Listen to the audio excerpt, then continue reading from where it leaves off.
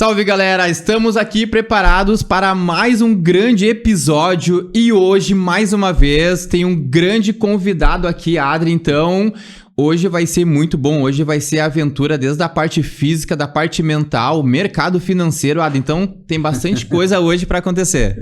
Olá, galera! Então, estamos aqui para mais um grande episódio e hoje temos também aí um convidado bem especial, uma pessoa que a gente conhece há bastante tempo.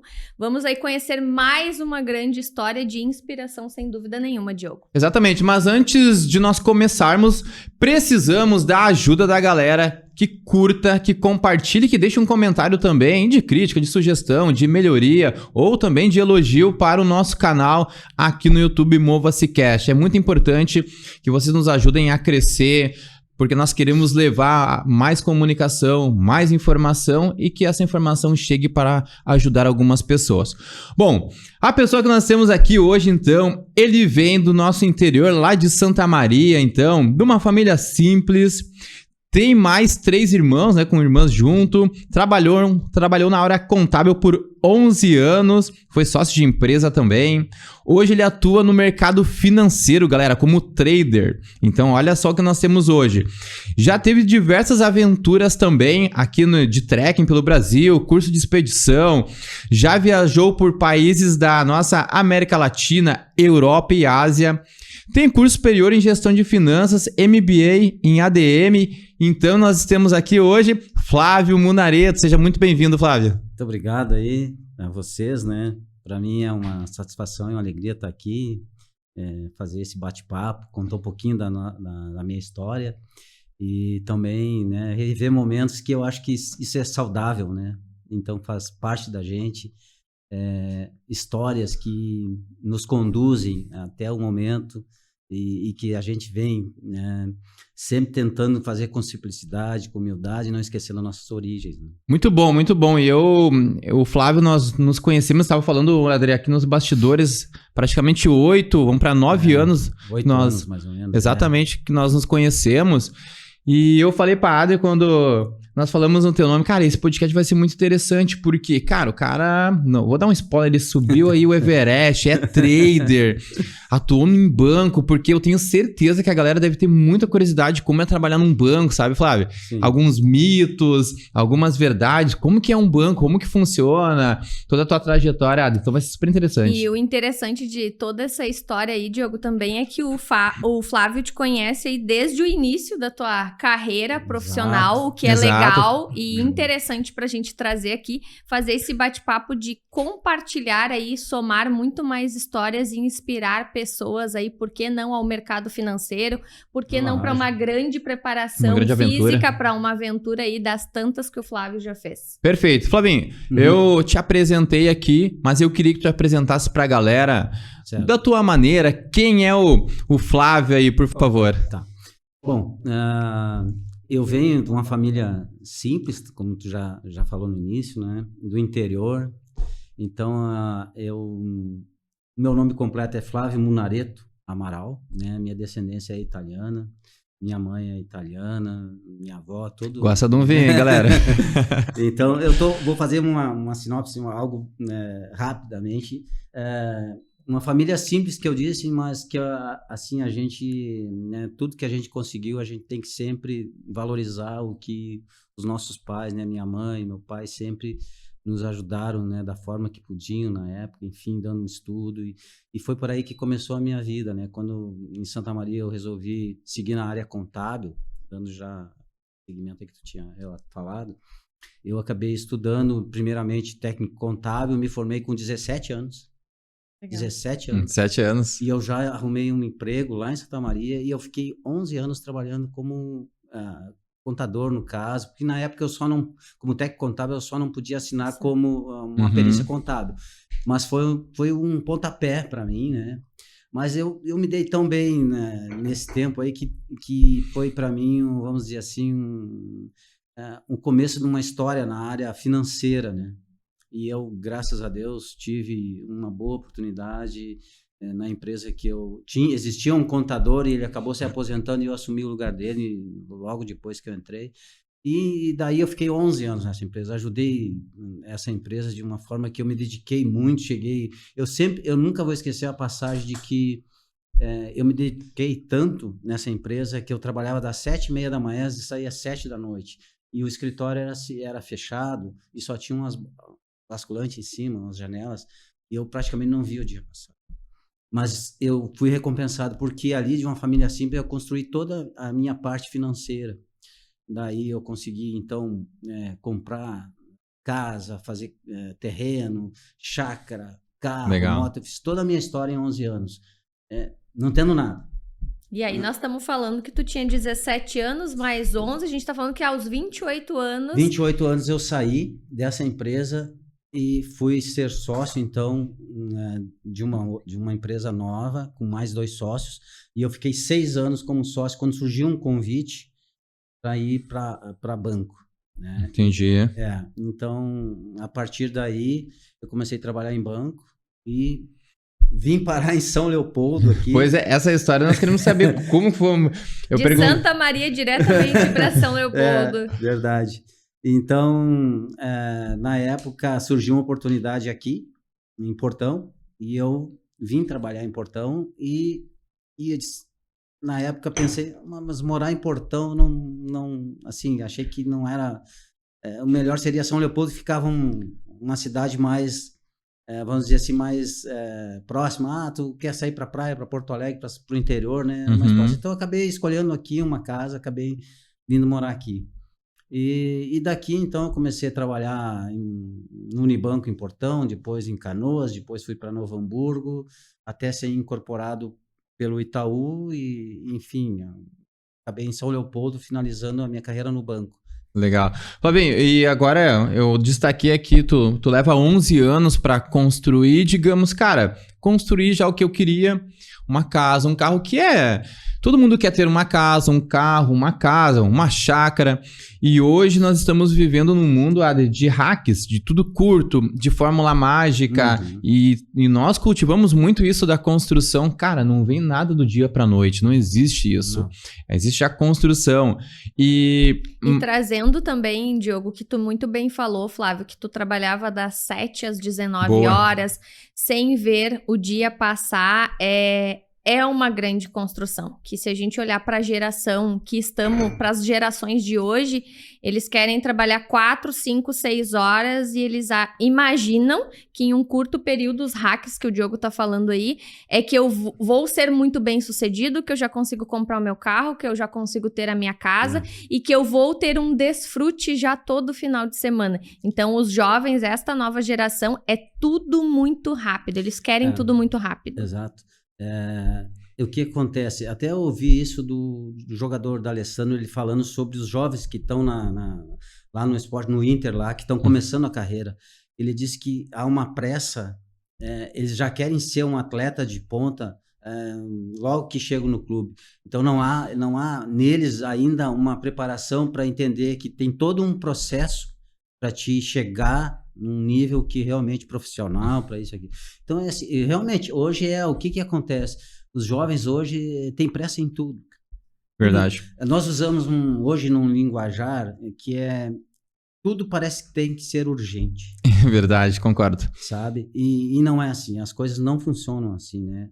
A gente precisa trabalhar, tem que viver esse processo todo, construir degrau a degrau para poder chegar num resultado que realmente te dá uma consistência, né, que te dá uma satisfação. Perfeito. Né, e de tu estar construindo algo sólido. Exato. Nós cultivamos muito isso, sabe, Flavinho?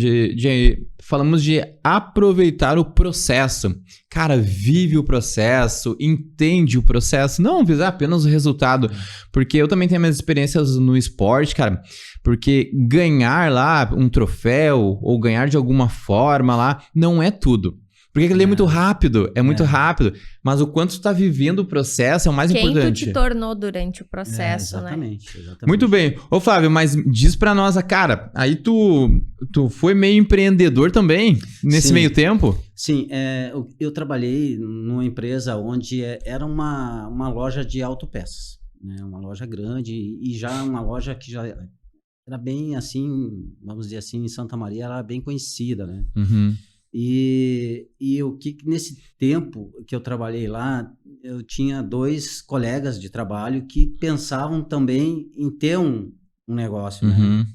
E na época a gente conversou e acabamos os 3 pedindo demissão e iniciando o nosso negócio. Eu cuidava da parte contábil e os outros 2 cuidavam, então um cuidava da parte de venda e outro de compra, e assim foi. A gente trabalhou durante 5, 6 anos, né? Na época, quando eu decidi sair, eu pensei na profissão que eu gostava realmente de seguir, que era a parte financeira, né? Uhum. E nesse meio tempo, a minha irmã era casada com um diretor do Unibanco e morava em São Paulo. E eu disse para eles na época, olha, se um dia tiver oportunidade no banco, eu quero fazer uma carreira dentro Legal. do banco, né? E então chegou um dia que ele me disse, cara, foi assim, de repente, Flávio, tu quer trabalhar no banco?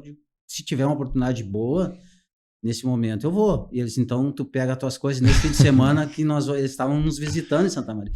Tu já vai domingo comigo e tu vai para Porto Alegre. Em Porto Alegre tu vai fazer a entrevista e nós já vamos te indicar um lugar para te trabalhar. Tem conhecimento nessa parte, tal. Tá bom, peguei, juntei as minhas coisas e fui. Não é interessante? E deu certo, né? Deu certo e eu acabei, enfim, né, fazendo uma carreira até na plataforma do banco para atender empresas, olha só. Legal. Então eu já tinha uma Então, tu já base tinha know-how contábil, que eu chegava na empresa e eu já tinha todo o conhecimento da parte contábil da empresa. Então não tinha... chegava lá, tu ia abrir uma conta da empresarial, tu te apresentava os balanços lá, alguma coisa. Já indicava o que fazia mais sentido. Então eu já sabia o que aquela empresa precisava. Então isso facilitou muito a minha vida dentro do banco. Tanto que a vida do bancário é estressante, realmente, porque tem metas, muitas metas. Ô Flavinho, deixa eu te interromper um pouquinho, porque nós temos... principalmente eu, não tenho tanto conhecimento de como é trabalhar no banco, porque...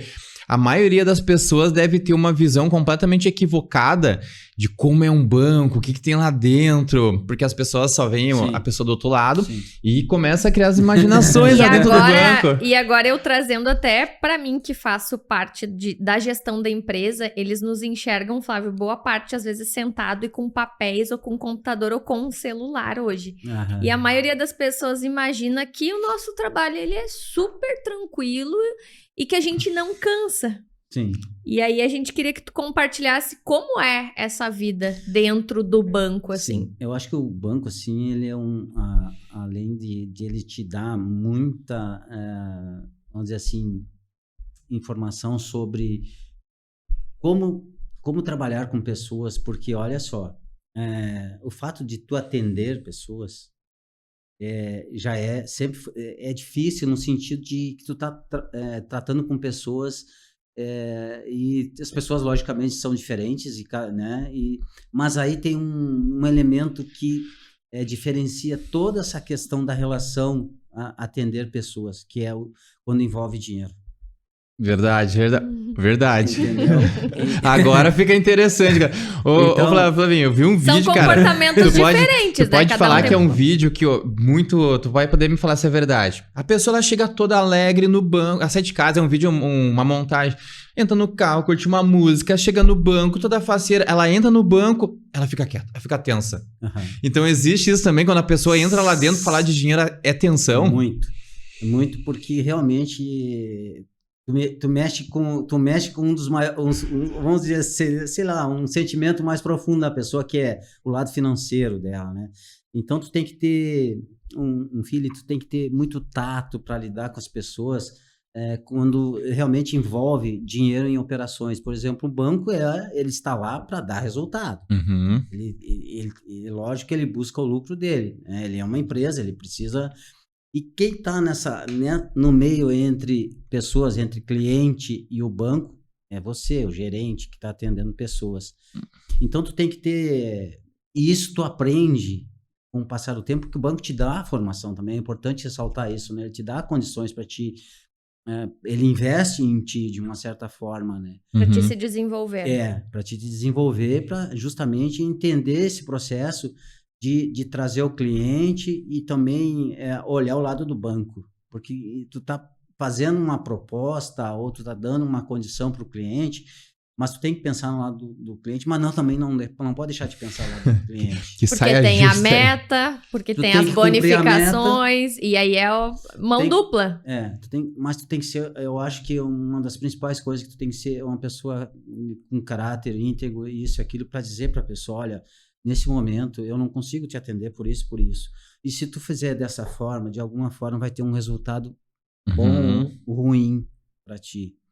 Porque o dinheiro é justamente isso, né? Ou tu sabe usar ele de uma forma que ele vai te dar um resultado, ou principalmente em empresa, né? Ou tu usa mal o recurso e acaba tendo que sempre voltar e depender do banco. E uma vez que tu cria um vínculo no sentido de dependência do banco, é bastante difícil tu sair. Por quê? Porque isso é histórico dentro do banco. Sabiam que existe dentro do banco uma pesquisa de que a pessoa que a vida inteira usou cheque especial do banco, o limite, que é para uso rápidos, para suprir a tua folga, ele acaba, geralmente, passando a vida dele inteira dependendo do cheque especial. Interessante, Nossa né? Interessante, senhora, que insight aqui, hein? Podemos dizer, Flavinho, Sim. que ele vai ser moldado a isso. Porque olha só, o perfil, tu acaba formando ele em cima justamente das tuas necessidades, que às vezes a ligação entre uma entidade financeira, que é um banco, e uma empresa ou um cliente, pessoa física, acaba o cliente pegando um recurso, às vezes, sem necessidade, Entendi. e utilizando de uma forma que ele não tem um resultado, que busca um resultado para ele em cima. E quando termina aquele recurso, ele tem que pagar aquilo ali, ele vai ter que ir pagando aquilo ali. Então, quando ele chega no final, ele carece de mais recursos, então ele volta para a mesma situação. Exatamente. Então, ele acaba tornando um círculo, né? Um círculo vicioso. Isso Ô, Flavinho, dentro disso, isso entra empréstimo, entra seguros, entra tudo? Tudo. O banco, ele tem vários produtos com certeza vocês como empresa sabem que o gerente de vocês deve oferecer para vocês, né? Até porque é meta dele também. Mas isso faz parte, né? E o que acontece? Todos os produtos do banco, se tu saber de alguma forma como eles funcionam e como eles podem trazer benefício, eu acho que o banco ainda pode ser sempre um bom parceiro, sabe? Entendi. Ele tem esse lado também de que quando tu realmente precisa, tu pode contar com o banco, mas ele tem um prazo em que tu tem que entender que tu tem que cumprir, porque senão nós voltamos para aquele processo. Tu chega aqui, tu tem que voltar de novo, tomar recurso de novo, voltar ali, volta, e aí tu fica nesse vai e volta, né? Vai e volta, vai e volta. Para o banco é muito interessante, principalmente o cliente que paga. Ele vai te dando as ferramentas para que tu consiga respirar enquanto empresa, né? Buscar os recursos propriamente ditos, para que tu passe a faturar mais também lá na tua empresa, criar um corpo na tua empresa, para que então tu teoricamente, não deveria mais precisar dele. Exatamente. É o início, talvez, de muitas pessoas também. Por exemplo, o que mais... para a empresa, no caso, o capital de giro, por exemplo, né? Uma linha do banco específica com juros e prazo para a empresa, às vezes com carência também, que eu acho muito interessante, mas aí é que está. Como eu vou usar esse recurso dentro da empresa. Aí entra a gestão. Como eu vou fazer ele realmente me dar um resultado, né? Porque a grande maioria acaba pegando um recurso e acho que tem que imobilizar ele em alguma forma, né? Tipo, vou reformar, às vezes não precisa reformar, às vezes tu pode reformar com um pouco, porque a reforma ela não te traz cliente. Exato. Ou tu mistura tuas contas pessoais já no meio. Exato, eu ia chegar lá. Então acaba tu misturando as coisas e acaba levando uns recursos que é da empresa para tua conta pessoal, porque isso aqui, mas olha, não é difícil, é complicado. Mas eu acho que o banco sempre vai ser um parceiro para quem sabe usar o banco, quem sabe utilizar os recursos do banco, sempre. Embora, claro, que ele também sempre vai buscar os resultados, porque ele tem, como vocês são empresas também, e tem funcionários, eles também têm funcionários. Sim. E justamente um atendimento que o gerente dá, ele tem que visar o resultado para o banco e também atender o cliente, que traga satisfação para o cliente, que resolva o problema dele, né? Interessante. Sabe que em outro episódio a gente trouxe aqui, Flavinho, a questão que a gente estava discutindo aqui, trazendo algumas linhas, assim, o que que era bom em um novo negócio, né? Ter um sócio, começar sozinho. E aí a gente até levantou, tu não te sente seguro em ter alguém como sócio, uma linha de crédito do banco. Teoricamente, para te começar, que seria o teu capital de giro ali, enfim, para te dar o start na tua primeira empresa, que aí entra um bom benefício do banco para quando eu estou começando uma empresa. Inclusive, Flavinha, quando nós abrimos a Mova-se do Tênis Clube, foi em 2021, Adri? Foi. Depois do segundo lockdown. Então, cara, fechou tudo novamente e surgiu a oportunidade. E aí, o único recurso, por causa do valor, era o banco. Sim. E nós, acho que não dormimos uma noite, hein, Adri? pensando, e eu disse, não vamos fazer. Porque a gente foi a primeira vez que a gente iria pegar um recurso de banco. Até então, a gente nunca tinha pego, tipo, nem 10 mil reais. Tu não tem conhecimento disso. E aí, o medo. E se não der certo? E como que eu vou pagar? Eu dormi com não e acordei com sim. Dormi com não, falei, não vamos fazer. Acordei com sim, eu falei, cara, se der tudo errado, vai ser uma jogada de marketing. Não, e se der tudo errado, a gente deve pro banco. E o mais legal, sabe, que foi, Flavinho, nós fizemos um planejamento, como tu falaste, a respeito de quanto nós pegaríamos, como pagaríamos e também antecipar. Porque nós tivemos uma economia, porque nós antecipamos de 2 em 2 e depois pagamos mais, cara, de muitos mil. Que nos deu uma gordurinha depois lá no final. Eu acho isso uma das atitudes assim, mais inteligentes que tem nas empresas. É quando tu pega um recurso e tu sabe que tem uma taxa de juro fixa, ou pós-fixada, ou pré-fixada, e tu sabe que se tu conseguir, tu tem um recurso, às vezes as pessoas, já que tá sobrando, eu vou aplicar em outras coisas. Mas tu souber o quanto te traz de resultado, de ganho, e tu antecipar essas parcelas e trazer para ti realmente um ganho, né, salutar para a empresa, porque tu tá deixando de pagar juro, né? Exato, então para nós foi muito bom. Sabe que eu fiz, né, o plano, né, que a gente contratou era de 36 meses e a gente pagou em 24 meses.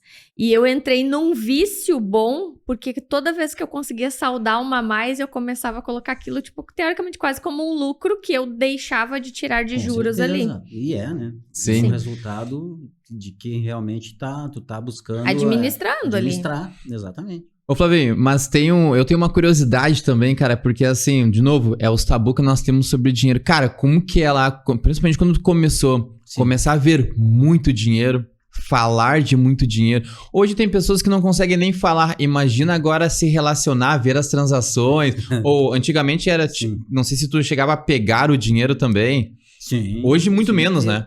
Não, a minha história dentro do banco foi assim, eu comecei com um assistente, e já em 3 meses depois eu já fui para Caixa, né? E aí eu trabalhei do Caixa, eu trabalhava direto com a tesouraria.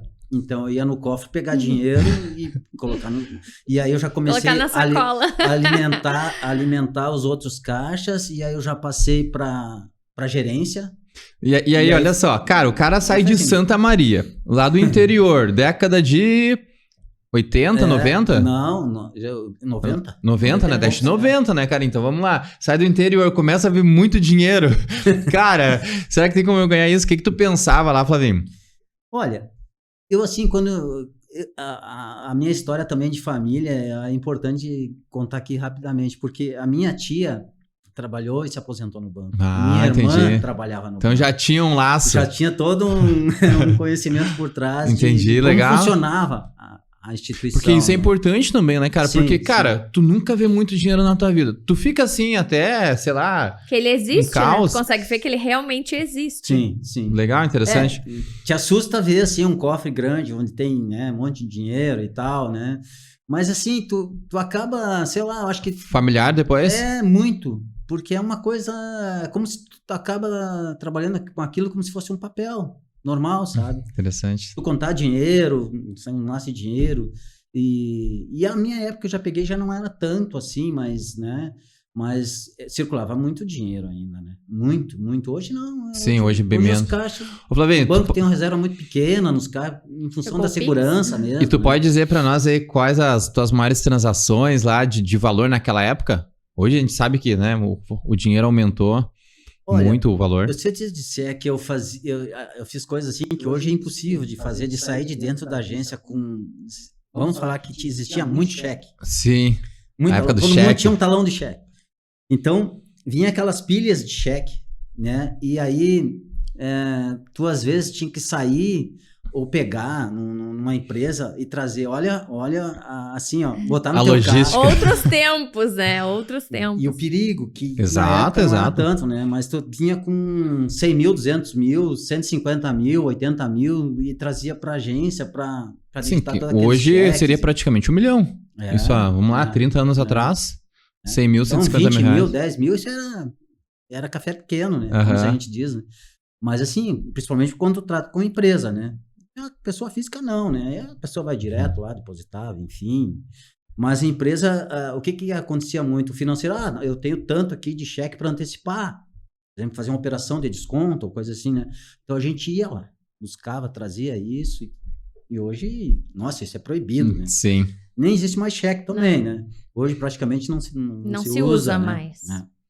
Mas legal, interessante, Adri, porque, cara, eu acredito que muitas pessoas não sabem disso, do banco, como ele funciona, como que é lá dentro, o cofre lá, como que é dentro do banco. Garanto que a maioria da galera não. Não, e tem curiosidade, justamente porque Sim. agora veio a era Pix, né? Que nem a gente não vê mais tanto dinheiro circular, então agora a gente vê um número no nosso ali, no celular, no aplicativo digital, e é como que se a gente não vê mais o dinheiro circular. O que eu vi muito que aconteceu agora com a história da enchente é que as pessoas entraram em uma loucura de sacar o dinheiro porque elas precisavam acessar outros lugares porque não estavam conseguindo acessar as agências. Então, eu propriamente passei por uma situação assim e aí eu vi a procura de novamente pelas cédulas, né? Sim, pelo dinheiro sim, propriamente sim. dito.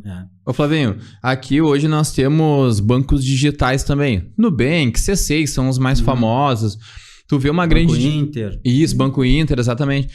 Tu que tá no mercado financeiro, que nós vamos chegar daqui um pouco, galera, numa outra parte ainda. Tu vê hoje uma grande diferença, vantagem para as pessoas. Cara, eu quero um banco digital? Não, continua no teu lá. Como que tu vê isso? Olha, assim, ó, o banco sempre, o banco físico, ele sempre foi ligado a relacionamento, né? Tu tem uma pessoa de lá do outro lado que te atenda bem, tudo isso, e tem muitas pessoas ainda que preferem esse tipo Legal. de coisa. Mas hoje, passados esses anos assim, eu já recomendaria um banco digital, né? Porque eu, por exemplo, tenho a XP, XP. atende muito bem, tem o Banco Inter, também gosto muito, tem os C6 também, então são vários bancos, Nubank, qualquer um desses bancos que hoje eu que vi a uma pessoa, notícia do Nubank, foi avaliado em 55 bi. Nubank, coisa linda. 55 eu bilhões. acho assim, ó, que, em primeiro lugar, tu não tem custo, né? E um banco tradicional, ele te cobra, ele tem custo. Né? Então, porque existe uma operação. Hoje a transação, como a gente estava falando aqui, de dinheiro é praticamente nula, porque eu mesmo só uso um celular e um cartão. Exato. Eu não tenho dinheiro na minha carteira, dificilmente carrego dinheiro na minha carteira. Então isso se tornou muito prático. Então, assim, eu tenho a conta até hoje no Unibanco, Itaú, porque tenho todas as minhas coisas lá. Então fica difícil, né? De eu trocar para um banco digital, mas independentemente disso eu tenho 2 bancos, né, digital que eu faço transações, até mesmo para se quer enviar moeda internacional, se tu for viajar, por exemplo, eu deposito aqui em reais e chego lá e retiro a moeda local. Isso é legal para a galera que viaja, hein, André? Então dica. Isso é muito válido, até por causa do EOF, né? Então tu acaba economizando e na questão do custo dos saques. Porque tu chega lá, já coloca o teu cartão do teu banco aqui, e tu tem a tua reserva em reais, e aí tu só chega e transforma ali na hora, já sai a moeda local, né? Dólar, ou euro, ou aonde tu tiver, né? Legal. Então, eu acho que isso é sensacional. Não, porque sempre há uma dúvida, principalmente nessa migração do banco físico ali, por causa do relacionamento, que as pessoas têm esse apego. De falar com pessoas, né? Exato, exatamente. E cada vez estamos perdendo mais isso. Muito bom. Flavinho, nesse último período, quantos anos tu ficaste até tu sair do banco? 18, e por que tu saiu? 18 anos. 18 anos? Não, eu saí porque realmente eu já tinha, assim, ó, o meu tempo de, vamos dizer assim, de carreira, não só em banco, considerando desde que eu trabalho desde novo, eu já tinha 37 anos e meio de carteira assinada. Então, nossa, eu cheguei a um ponto que eu cheguei pro banco, falei com o meu diretor, eu disse que eu não queria mais. Então, eu disse, mas por que tu não quer? Porque assim, não, trabalhei, eu quero viver um pouco mais a vida, ter mais tempo para mim. Desfrutar agora. E quero fazer outra coisa, né, na vida. Chega, para mim chegou de banco, realmente eu quero... E foi assim, foi tranquilo, porque nossa conversa ele entendeu. Sim. Tanto que ele me desligou, porque não precisou eu fazer, ele entendeu perfeitamente. Chegou a dizer assim, tu sabe que eu também já ando pensando nisso? Quando ele me disse isso, já pegou um gancho. Eu entendi. Ele disse, não, tu pode ficar para... Eu tinha feito esse pedido em abril, maio, e aí quando foi, ele disse, tu consegue ficar até novembro? Consigo, sem problema. E vou cumprir as minhas metas até novembro. E fiz isso, quando chegou em novembro, legal, me ligou, vamos fazer, vamos. É isso mesmo que tu quer? Sim, é isso. Então foi muito tranquilo. Flavinho, hoje dentro de um banco, ou na tua época, melhor, né? Na tua época, a pressão ela era muito grande mesmo, porque hoje as pessoas confundem o que é pressão, né? Porque as pessoas confundem assim, cumprir o teu trabalho, elas acham que é uma pressão. Uhum. E tem aquela pressão que é imposta mesmo tu cumprindo o teu trabalho, entregando meta, tem mais uma outra pressão que a gente sabe que alguns lugares tem. Então hoje as pessoas confundem um pouco em, cara, isso aqui é o teu trabalho, não é pressão. Eu vou te cobrar realmente o que tu não está fazendo, né? Sim. No banco, o que eu vou te dizer? Olha, a pressão existe. A pressão no sentido de cumprimento de metas. Essa é forte, ela é pesada. O que acontece? O teu superior, ele também não é uma pressão em que te force no sentido de problema de saúde assim, né? Uhum. Tem pessoas que ficam doentes, mas porque elas não conseguem entender o processo. Então, eu acho que eu tive a sorte de entrar num momento que eu já tinha toda a cabeça preparada para esse tipo, né? Uma bagagem, né? E eu vi muitos jovens que começam no banco e encaram dessa forma que tu está dizendo. A pressão como, tá mexendo com a minha saúde, já tá, não me serve isso, aquilo. Uhum. Mas é que ele não entende o processo da formação, né, e tudo, e acaba, então, desperdiçando, às vezes, poderia ser um jovem de sucesso dentro do banco, que o banco te dá a oportunidade de tu crescer. De ter uma carreira. Sim, eu tenho amigos dentro do banco que hoje trabalham no Paraguai, que saíram do Brasil, são diretor no Paraguai, na Espanha, em Portugal. Que legal. Que tiveram a oportunidade, em Nova York, que trabalharam comigo, que quiseram dar continuidade na carreira, né? Eram mais novos do que eu, mas, enfim, a gente dividiu tempo, experiência, e eles estão super bem hoje no banco, entendeu? Interessante. E superaram aquela fase de ter que cumprir meta, porque realmente existem metas, mas se tu entender que qualquer empresa precisa ter metas para crescer, e quando tu faz parte, entra nesse processo, tu entende que o banco está crescendo, mas tu está ganhando, ele está te dando retorno. O banco nunca deixa de te dar o retorno. Uhum. Existem premiações dentro do banco. Eu mesmo tive várias premiações, viagens, tudo. Tenho até hoje troféus lá de venda, melhor venda disso, de seguro, de consórcios, aquilo. E eu ganhei viagens com acompanhante para o Nordeste, por isso. Então, o banco, ele te dá a contrapartida. Fora uma boa condição de salário, de benefícios, né? Sim. Que é uma empresa como um banco grande, né? Normal, natural, te dá isso. Então, eu acho que assim,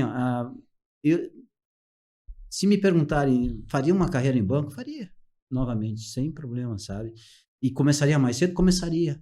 Legal, interessante. Porque o banco, ele é uma empresa como qualquer outra, e se a gente for pensar a fundo, principalmente pensando em carreira, ele tem muito mais recursos. Então, dentro de todos esses recursos, os benefícios que serão convertidos ali para os colaboradores, seja em performar muito melhor ali no atendimento, performar, né, no atendimento em empresas, e o conjunto todo da organização ali que vai sendo formado, que entram os benefícios. Exatamente. Que tu muito bem ressaltou. E assim, só para enfatizar, por exemplo, o banco te dava curso para ir para São Paulo, de formação. Às vezes eu fiquei 15 dias uma vez fazendo curso com imersão total. Tu volta com outro gasto, tu volta entendendo mesmo o que é, como funciona um banco, né? E assim, ele, em termos financeiros, ele te dá em torno de, se tu considerar e tu for bem nos cumprimentos de meta, atingir as metas, atingir o performance, que ele te dá, ele te premia tanto em junho como em dezembro. Então, são 14 salários que ele te dá. Legal, interessante. São 14 salários. Só que os 2 salários de premiação, de performance, que é em junho e em dezembro, ele não tem um limite. Quanto melhor tu for, desempenhou Teu os semestre objetivos, teu semestre, tu fechou, tá. Legal, interessante. Muito Aí, interessante. e de novo, tudo depende do empenho, da dedicação e quanto tá comprometido com o teu trabalho. Exato, É isso. exatamente. E a pressão, o que eu vejo às vezes, sabe, Flavinho? Que a pressão, a pessoa, ela mesmo impõe nela, porque ela não tá cumprindo aquilo que deveria, que é a base que tu foi contratado. Exato. Sabe? Claro que nós sabemos que tem um outro tipo de pressão em algumas empresas, tem algumas pessoas, mas a maioria, porque ela não entende que aquilo é o básico que ela deveria fazer. Sabe, Diogo, que assim, ó, falando de pressão, de ficar doente em função do teu trabalho, as metas, porque na verdade o que causa no bancário é o cumprimento de metas, a pressão é o cumprimento de metas, e é lógico, né? Tu é um funcionário e tu é cobrado por isso. Mas não é uma cobrança em que te obriga a ter que... esse mês tu não tem de deixar de fazer. Não, se tu não fez, tu tem a oportunidade no próximo mês de fazer. Entendi. Embora tuas metas, elas vêm uma sobre a outra. Elas vão se somando. Elas vão somando. Então, são acumulativas, né? Por quê? Porque o resultado final é para ti mesmo, é para ti ter o teu ganho, né? Então, aí tu vê o teu colega do lado, o gerente, outro aqui, ganhando um lugar de performance lá, de desempenho, e tu tá zerado. Estacionado. É que mediante a tua produtividade serão aí os benefícios que tu vai colher, as bonificações que tu vai colher. E aí, Flávio, a gente quer que tu conte um pouco como foi o final, como foi essa saída, qual foi a tua sensação ali no teu dia final, no último dia, e como passou a ser os teus dias quando tu finalizou no banco. Sim. Não, para mim foi tranquilo, assim, bem tranquilo mesmo, porque eu sabia que eu queria realmente, né, naquele momento eu queria já me desligar do serviço bancário, porque eu já tinha feito o que eu achava que realmente eu poderia produzir, e eu buscava justamente sair para fazer uma atividade, ter mais tempo. A verdade toda é que eu passei a minha vida toda ela trabalhando assim, sem ter como um horário uma liberdade de horário. Essa é a palavra certa. E nesse momento, quando eu tomei a decisão, eu pensava só em ter liberdade de horário. Coisa que começou lá na juventude, na minha formação, que por necessidade precisava trabalhar, adquirir minhas coisas, construir a minha vida. Então foi assim, e foi muito tranquilo, assim, sabe? Eu não tive, amanhã eu vou acordar e não... Sim. Zero estresse com isso. Legal. Zero. Decisão. E aí é onde tu decide subir o Everest, Flavinho. Começa nessa saída que começa agora, galera. Agora que é interessante. Mas de antemão, já agradecer aqui, galera, a SMK, que tem uma parceria conosco, com a Mova-se de São Leopoldo, que tá fazendo um trabalho super interessante muito aqui, legal. Até pro Flavinho saber, conectando pessoas, conectando empresas. Um estúdio de ponta dentro da nossa cidade, né? O Flávio tá tendo a oportunidade de conhecer hoje. Super indicamos e venham gravar os seus episódios aqui na SMK. Então, Flavinho, aí tu sai do banco e agora, galera, agora que começa a ficar mais interessante. Então, falamos de dinheiro até agora, que é um tabu da galera. Ali, milhares de transações. E agora o cara, ele é inquieto, cara, tava tranquilo no banco, vou subir o Everest. Foi mais ou menos assim? Quero uma paz e vou subir o Everest. Então, Diogo, a minha vida sempre foi pautada, que eu digo, assim, no esporte, né? Porque eu nunca deixei de praticar esporte, né? Eu sempre gostei de jogar futebol, de fazer atividade física, né? Tanto que eu joguei anos em Santa Maria, acho que vocês já ouviram falar da Expresso Mercúrio, que era uma empresa transportadora muito grande de lá, né? Inclusive era de lá, grande. E ela tinha um time de futebol para jogar o estadual. E então eu comecei a jogar desde novo lá com eles. Sim, já tava no sangue. Citadino, e depois fui pro futsal. No futsal eu joguei, inclusive, campeonato estadual, joguei contra Ser Caxias, contra Trigoteiro, Seleção Brasileira, Seleção Gaúcha, joguei contra eles. Então eu tive essas experiências no futebol. Que eu nunca deixei desde novinho, sempre foi a bola em volta de mim. Sim. Vim pra cá e comecei a jogar com uma turma que joguei durante 11 anos futsal também. Nunca deixei. E trabalhava aqui no banco. Então, toda segunda-feira eu jogava futebol, então era assim, eu não tinha liberdade de horário, aquilo que eu volto a dizer, para fazer viagens e fazer o que eu gostava. Uhum. Que sempre foi estar junto à natureza. Eu sempre gostei muito disso. Legal.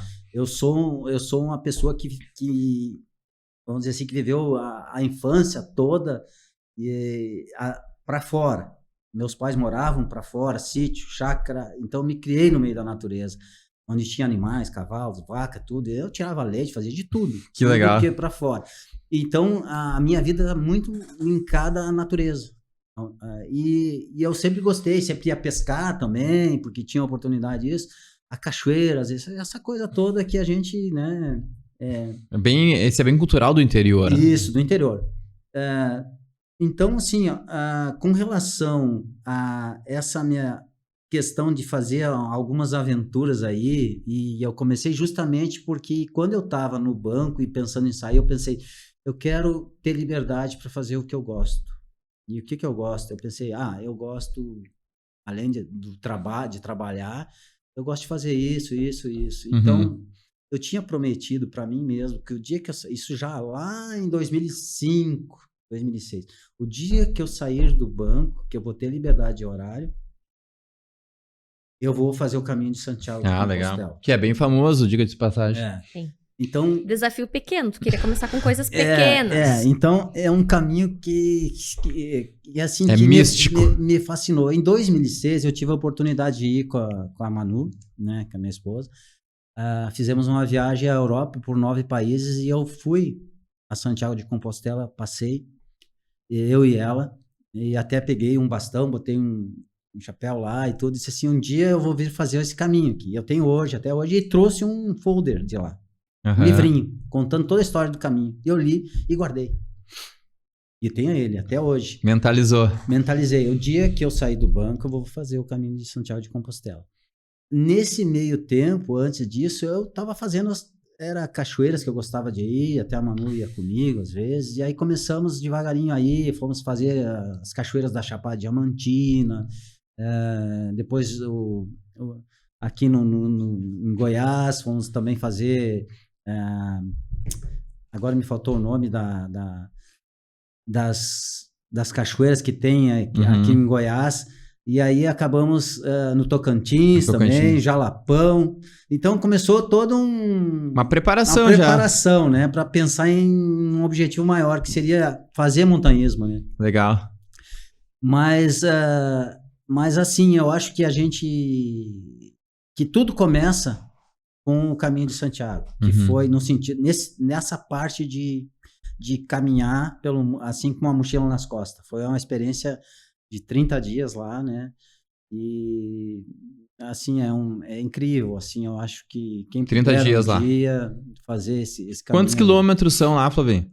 800 quilômetros. 800 quilômetros. E quando tu pensou nesta aventura, como tu é um cara muito organizado, sistemático, financeiro, o que tu imaginou que tu precisaria, assim, de uma preparação? Claro, existia uma parte financeira envolvida também. Sim. Como que tu foi buscar as ajudas também para que tu pudesse fazer de uma forma saudável esta aventura? Sim. Então, na época que eu decidi fazer isso, foi em 2018, eu já estava com esse pensamento de me preparar muito. Sempre fui assim, se eu vou fazer algo, uma atividade, até mesmo, eu sempre me preparava uns meses antes, né? E daí eu pensei, eu preciso me preparar fisicamente pelo menos uns 8 meses para fazer esse caminho. Legal. E então aí eu procurei a Mova-se, né? O Joe que já tinha me dado... Aí que a gente entra agora, esse contato. Isso. E comecei então a fazer um trabalho lá, né? De reforço muscular, enfim, tudo que eu treino funcional, né? Dá para o atleta. Porque eu gosto justamente do tipo de treino que ele não deixa de ser dinâmico, Exato. né? porque tu tem a parte de cardio ali, corrida, pista, trabalho de pista, né? Então são coisas assim que eu sempre gostei e que remete ao meu histórico de futebol, que é aquele, justamente fazer aquele trabalho de, né, de pista ali com... E é legal, né? E isso é bem importante, Flavinho, porque, cara, daqui a um pouco não fugir muito daquilo que tu gosta, porque daqui a pouco a tua preparação, ela se torna, cara, uma obrigação, daqui a um pouco tu não tem essa consistência. E aí a gente tentar sempre unir o que a gente gosta com o que a gente precisa, porque tem capacidades dentro do treinamento que, querendo ou não, né, os profissionais vão acabar te explicando que vão ser importantes lá dentro, né, do percurso que tu gostaria de realizar. É importante, exatamente, esse lado eu acho, né, fundamental, antes de tu começar uma preparação, tu ter como um profissional lá e dar para ele a oportunidade de ele te dizer, olha, eu vou fazer, esse vai ser o minha aventura, vamos dizer assim, vamos colocar assim. Então, nós temos esse prazo para te entrar né, para te ficar bem. É um planejamento. Um planejamento todo. Eu acho que isso realmente é o que vocês oferecem, né? Legal. E foi também muito interessante para nós também fazer uma preparação, e a pessoa que prepara, ela também fica empolgada com o planejamento. Ô, Flavinho, mas eu sei que tu subiu aí Peru, e subiu aí uns picos de altitude lá no Everest também. Eu queria que tu explicasse pra galera, principalmente lá no Everest, lá onde que tu ficou, porque é um país também bem peculiar lá. Sim, muito. Antes disso, eu fiz uma trilha, um trekking de dias que foi nos Andes. Nos Andes. A travessia de Los Andes. É um trek que começa em Mendoza, na Argentina, e tu vai até Santiago do Chile. Então, tu cruza as montanhas, né? É uma altitude que chega perto de 5.000 metros, tá? Que é no Portillo argentino. Exatamente nos Andes ali tem a divisão, onde o limite entre o Chile e a Argentina, e é um lugar bem, vamos dizer assim, bem difícil, porque era a primeira aventura que eu estava fazendo em montanhas, né? Então, dias sem banho, os cavalos levando a tua bagagem, tu levando só o básico, água e tal, e parando, dormindo em barracas, e atravessar durante 7 dias as montanhas e chegar numa cidade, realmente é uma experiência, assim, incrível, né? Desafiadora. À noite tu amanhecia com a barraca coberta de neve, de gelo, mas era um espetáculo incrível também, porque tu, né, enxergar um céu lá no meio, não existe nada de luz, nada, né, a não ser das barracas. Quando desliga tudo, tu vê o céu assim incrível. Então foi a minha primeira experiência assim. Antes disso eu fiz um curso, eu só estava esquecendo disso, eu fiz um curso de expedição aqui na Serra. Legal. Durante 5 dias aqui nas montanhas, aqui na região de São Francisco de Assis, ali, São Francisco de Paula e Canela. Então foi 5 dias embrenhado lá com uma equipe lá, com um curso de Live No Trace. Live No Trace é um curso que tu aprende a não deixar rastro. Na verdade, Live No Trace é isso, faz o teu caminho, mas deixa tudo como está. Interessante. Isso é um conceito de natureza de onde tu armava a tua barraca, se tinha arbusto, tinha coisa caída ali, no outro dia tu tirava a tua barraca e deixava tudo no mesmo lugar. Então, tu aprende a respeitar a natureza com isso, né? E fazer o teu trajeto. Legal. Cuidar com fogo. Fundamental. É isso. Então, eu fiz todo esse curso que me ajudou bastante nessa travessia. Dali da travessia, eu voltei e acabei, isso foi em 19, eu já tinha feito o caminho de Santiago. Em 2019, acabei fazendo o Peru também, que eu sonhava em fazer a trilha Inca. Que são 7 dias... tu caminhando nas montanhas, né? Daí é incrível também, um choque de cultura pra gente. Legal. Né? Conhecer todo o caminho a trilha Inca, né? E também fui naquela montanha Arco-Íris que eles chamam lá, que é 5.400 metros, que foi a maior altitude que eu experimentei. Realmente tu chega... Eu estava bem preparado, eu já tinha caminhado 7 dias e fui fazer, 2 dias depois eu fui fazer essa montanha colorida que eles chamam lá. E é lindo, mas eu via pessoas jovens assim, deitadas no meio do caminho, cansadas assim, porque realmente a partir dos 4.800, 5.000... Fica bem difícil. Fica bem difícil, tu caminha muito devagar, respira muito devagar, né? Mas eu fiz tranquilo, desci...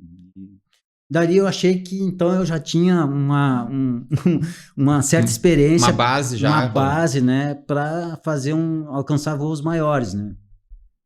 E então dali eu comecei a pensar num projeto que era ou a Patagônia. Eu sou apaixonado pela Patagônia. A Patagônia, ou o Tour do Mont Blanc, que tu pega ali Suíça, Itália e Inclusive França. tem uma corrida que eles fazem no do Mont Blanc. Né? Ou ia fazer o EBC, que seria o campo base do Everest, né? Uhum. Então eu acabei optando pelo campo base. Aí o cara para lá no Nepal. Pra quem não conhece, digita aí na internet onde que é o Nepal. Então, na Ásia, né, no caso, e o que mais me chamou, assim, a atenção nisso tudo é incrível, assim, humildade daquele povo. Uhum. É algo, assim, chocante pra gente, assim, é uma cultura muito diferente, nossa, mas uma humildade, assim, uma coisa incrível, né? Foi quando tu chegou lá no Nepal, Flavinho, principalmente lá, né, falando da Ásia mesmo. Foi um choque pra ti? Foi surpresa? Tu esperava outra coisa? Tu diz, cara, que loucura esse negócio. O que passou na tua cabeça quando tu chegou lá? Sim, o sentimento quando eu cheguei lá, em Katmandu, no caso... Que é capital? Exato. Capital. É uma loucura, cara. É uma loucura no sentido de... Parece que tu tá... Vamos dizer que é até próximo da Índia, né? Faz divisa, né? Com a Índia. Mas é uma cultura, assim, que tu só via nos filmes, nos filmes da Índia, coisa, aquela loucura na rua, assim, carro, moto, gente, todo mundo cruzando. 700 Porto Alegre. Tudo junto e misturado. Daí tu fica, nossa, mas até tu situar, né, assim, e ainda eu fui bem na época que tava começando não, já tava, 2021, tava finalizando já o ciclo da pandemia. Ah, verdade. Então eu cheguei lá e ainda assim, parece que não existia lá a pandemia. Uhum. Incrível. Cheguei lá, todo mundo, sabe, tinha um grupo de 9 pessoas. Uhum. E a gente até ficou confinado 5 dias no hotel, porque tinha que seguir, o governo exigia que todo estrangeiro que chegasse tinha que ficar 5 dias no hotel, se não apresentasse, fazia o teste. Daí sim, agora pode estar liberado para ir para as montanhas. Então a gente fez isso, né? Por isso que eu levei... acho que deu 27 dias lá, 5 dias a mais. E foi assim, é algo assim que eu nunca tinha presenciado em termos de visual de montanhas, né? Porque lá realmente tu vê o que é montanhas, altitude, né? Montanhas lindas, né? Fora ainda que não dá nem... que é incrível é o voo de Katmandu para te chegar em Lukla. Que é onde começa. Lukla é o ponto de partida para as montanhas. E Lukla é um aeroporto curtinho, que tu cai, quando tu vem chegando em Lukla, começa pelo aviãozinho, né? Que tu cabe, não é nem um teco-teco. Uns 8 pessoas, assim, vai estar as bagagens lá atrás, e tem 2 pilotos ali, o piloto, copiloto, e tem umas cortinas que tu abre, assim, e vê a frente quando ele mergulha na montanha, assim. Não sei se tu já viu um pouso lá, mas olha uma hora, eles chamam de digamos, o aeroporto mais perigoso do mundo, né?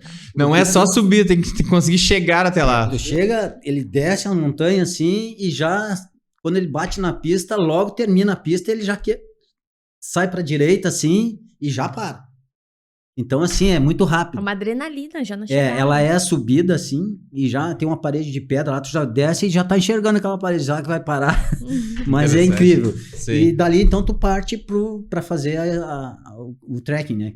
Uhum. Até lá, tu vai seguir o Vale do Khumbu até chegar até chegar no Everest, lá perto, no campo base, vai conhecer várias montanhas, né? Que são famosas em filmes, inclusive, Amanda Blanc, Otse, e aí vai, né? Várias montanhas, tu vai vendo, tu passa no vale e tu vai vendo aquela cadeia montanhosa. Que legal. Né? Ô, Flavinho, e quando nós chegamos num país desse, dá um certo medo, segurança, alguma coisa, ou depois que tu tá lá, também já acaba isso? Eu vou te dizer assim, que eu não senti isso, sabe? Eu achei aquilo, eles assim, muito...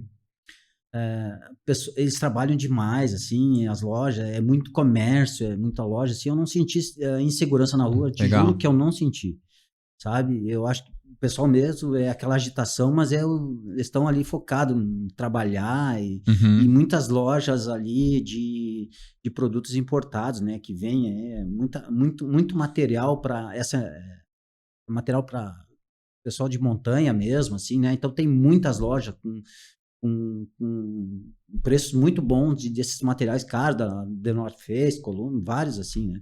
Legal, né? Até porque todas estas aventuras tu sempre fez em grupos, né? Com Sim. orientação, com preparação, com guia.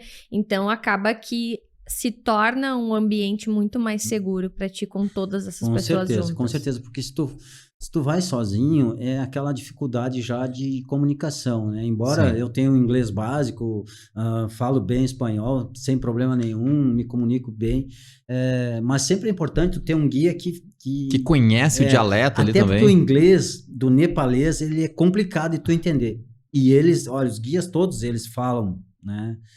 Teve um ponto em que a gente foi fazer, o meu guia aqui, brasileiro, que é o Moisés, e dois nepaleses que eram que faziam as cordas, que colocavam as cordas para subir, né? Nós fomos fazer a montanha Lobuche, 6.000 metros de altitude, 670. Nossa. Então, é uma experiência incrível que eu fiz só com o guia, porque eu fui o único do nosso grupo de 9 que quis fazer, né? E então lá ele contratou 2 guias o que acontece? Porque são montanhas que precisam ter pontos de corda para te subir e subindo, então eles vão colocando, se não tem, ou eles vão revisando já as que tem. Então, eles vão revisando, vão na tua frente, vão revisando. Só que o processo todo ele de aclimatação e também de ataque ao cume, que a gente chama as montanhas, ele começa sempre na madrugada. Então tu janta ali, dorme até 00:30, por aí, já te prepara e começa a subir. Para quando o sol nascer, tu já vai estar praticamente perto do cume, né? Nós fizemos isso aí, saímos em torno de 5.200, 5.100, começamos a 1:30, às 6:30 da manhã nós estávamos perto dos 6.000 metros. Nossa. De 5 e pouco. Que legal. Então, eu fiz, claro, eu tenho filmagens disso tudo, é lindo o nascer do sol, tu estar naquela altitude que 6.000 metros foi o limite que eu consegui chegar, porque eu estava realmente exausto já. E eu disse para ele, e faltavam 170 metros para finalizar o cume. E eu olhei aquele paredão de gelo com corda e eu pensei, eu estou muito esgotado para cumprir isso. E eu acho que aí entra um fator que é preponderante em qualquer alpinista ou aventureiro que for fazer alguma coisa assim, é tu conhecer teus limites. Legal.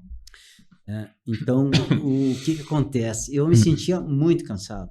E quando eu olhava para baixo, eu teria que voltar 4, 5 horas. Entendi. E não é só voltar caminhando, é voltar descendo, se agarrando em corda. Pra galera entender, né? Faltava 170 metros, mas existe um tempo para percorrer isso, né? Não levaria é rápido. Em torno de 3 horas. Imagina, 170 metros subindo em 3 horas, cara. É muito tempo. E tinha, como ele disse, que descer depois novamente. Exato. Então seriam mais 8 horas para descer. Sim, a previsão de retorno era entre 12:00 e 2 da tarde para chegar no... Então tem todo esse cálculo que precisa ser feito daí de desgaste. Então tu chega num momento lá praticamente no pico, no cume, que tu tá exausto e tu tem que levar ainda mais, falta metros, mas esses metros levam horas e horas. Horas. O pessoal que faz a alta montanha, tipo até o pico, o cume do Everest ou qualquer outra montanha com 8.000, por exemplo, eles às vezes faltam 100 metros por questão de saúde mesmo, eles resolvem voltar. Aconteceu agora com o Moisés, que é o guia lá, ele chegou a 8.000 metros e faltava, sei lá, pouco para ele chegar no Ama Dablam lá. Ele desistiu, porque começou a dar problema de hemorragia, começa a ter os pulmões, né? Então é a hora que tu tem que ter a cabeça no lugar. Cara, não vou insistir, sabe? Deixa para a próxima vez. Ô Flavinho, interessante também para nós finalizar essa parte do Everest, para a galera entender. Eu já olhei diversos filmes, inclusive eu olhei o documentário do nepalês lá, que fez todos os picos, né? Sim. 14 picos. Isso. E os 14 picos. E, cara, filme, tá exatamente, na Netflix. E é interessante também falar pra galera, exato, que, cara, é risco de morte. Sim. Tu pode morrer, né, subindo ou até mesmo descendo, na verdade, né? Na verdade, Diogo, a morte, a maior parte das mortes nas montanhas acontece quando tu tá descendo. de volta, quando tu tá voltando. Uhum. É incrível isso, né? Isso, Mas 90% das mortes é quando tu tá retornando. isso é negligência ou Não, pode acontecer não, um não é episódio? que seja negligência, é que acontece, quando tu chega no cume, chegou lá, tu já tá com um desgaste, com vários fatores alterados no teu corpo, na tua saúde. E o que acontece? Tu não mediu que tem todo esse retorno para te voltar, teus pulmões já não têm a mesma, né, Capacidade. oxigenação, exatamente, né? Então começa esses problemas mais simples, da embolia pulmonar, enfim, né? Quando não tem um fator do clima, tempo, né? Que aí uma tempestade, alguma coisa que te obriga, Sim, enfim, um fator externo. que tu tem que ficar lá e aí ninguém vai te buscar, ninguém vai te tirar e ninguém vai te carregar porque ninguém tem força para fazer isso. E é inóspito, é um lugar onde, né, uma tempestade que vem, acaba as pessoas ficando lá e morrem porque não tem como, né? No helicóptero chega até uma certa altura, né? É isso que eu ia perguntar, se existe algum recurso que se tenha como chamar para um caso Sim. extremo de urgência. Sim, o que acontece? Quando tu faz esse tipo de aventura, tu já é obrigado a ter uma reserva em dólar para, digamos, para evacuação através de helicóptero até uma certa altitude. E o helicóptero pode ir te resgatar, né? Então, tu tem que ter isso. Tu tem que ter vamos dizer assim, um seguro, né? Para te dar justamente num caso assim que tu possa ser resgatado, já está coberto, o helicóptero vai te buscar e te leva para o hospital. Eu, nessa aventura que eu fiz, inclusive, de 9 ficamos só 5 pessoas tiveram um mal de atitude. Então, 5 pessoas tiveram que ser resgatadas, né, e levadas para o hospital. O mal da atitude é justamente a falta de aclimatação, mas isso varia de pessoa para pessoa. Hoje, até pra galera entender a altitude, aí entra todo um treinamento também de capacidade de VO2 máximo, nós chamamos também captação e utilização de oxigênio também, porque quanto mais tu sobe, menos capacitação tu tem, né, de captar oxigênio, metabolizar, né, então vai ficar muito mais difícil. Exato. Então, as pessoas que já nascem lá, elas têm uma capacidade de VO2 muito mais alta, né? Eu até brincava eu brinco com o pessoal, né? Como que os nepaleses sobem aquilo como se fosse... Tem gente que já fez 30 vezes como do Everest lá, né? Guias, né? Que vai colocar as cordas de volta, enfim, né? Mas eles nasceram lá. Exato. A própria morfologia do corpo deles é diferente. A cabeça é diferente, o nariz é diferente. O próprio nariz, tu olha para eles, tem o nariz mais largo, mais, né, que eles têm a capacidade de respiração maior que a gente. E eu vou dar um insight pra galera, bem em fisiologia. É muito mais fácil pegar ar pela boca, né? Porque é maior do que o nariz, né? O nariz, claro, nós temos os pelos que fazem a filtração, todo um processo. Mas é muito mais fácil pegar pela boca. Então, se o nariz é menor e o nepalês já tem maior, a captação ela vem mais rápido. Além, né, da parte fisiológica e biológica que eles já adquiriram com a altitude. Sim. Então, nasceram e vivem lá. Assim, não tem como comparar, sabe? Mas é legal essa aventura. Eles já moram e vivem nas montanhas, então... Eu gosto de olhar muito. Normal. Tem um documentário também, não sei se tu olhou, Flavinha, a respeito da Sociedade da Neve, que é o avião que cai com agora no Netflix? Isso. Tá, mas é aquele do time de futebol? Exato, né? Eu já vi o anterior. É uruguaio, né? Tem um livro também, não tem? Tem um livro também dos caras. É uma história verídica. Sim, aqui no Uruguai. Esse é meio pesado, que a galera que não curte assim lá, a galera meio que realmente come carne humana lá, não é pra galera muito fraca assim. Mas interessante. Mas é uma história real, né? Uma história real. E antes da gente passar para um outro assunto, Flávio, eu queria aí que tu compartilhasse com a gente se em algum momento dentro dessas tuas aventuras tu sentiu medo, se em algum momento tu achou que tu não iria conseguir completar o que tu de fato teria colocado ali como uma meta que tu gostaria, né, de cumprir contigo mesmo, com o que tu se propôs a fazer, e se tu sentiu algum desconforto assim muito diferente que te colocou talvez em risco também, que tu ficaste com medo. Sim, eu vou começar pelo Caminho de Santiago. O que acontece? O Caminho de Santiago, ele demanda muitos dias de caminhada, enfim. Geralmente a pessoa que vai lá, ela caminha no parque, faz o exercício aqui e acha que como é um caminho, vou caminhar só e tal. Mas o Caminho de Santiago, ele te surpreende em muitos lugares, porque também tem a parte alta que tu vai caminhar, vai fazer esforço e tal.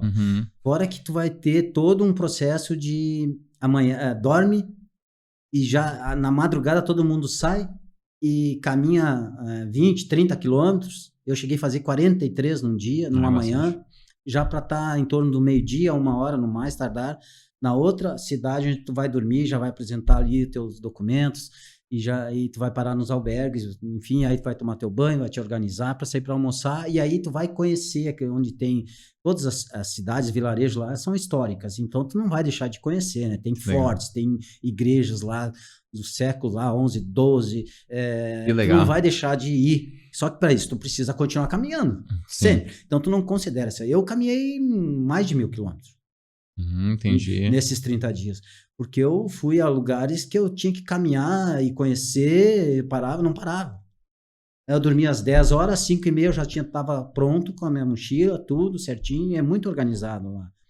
Então é fantástico. Segurança total, eu saía no escuro, botava a lanterninha na testa, e assim tu vai encontrando peregrinos um dia, encontra os mesmos, caminha junto, daí um dia separam porque ficou mais tempo, daí tu encontra daqui 3 dias, encontra de novo, então é muito legal, né? E de todos os lugares do mundo, né?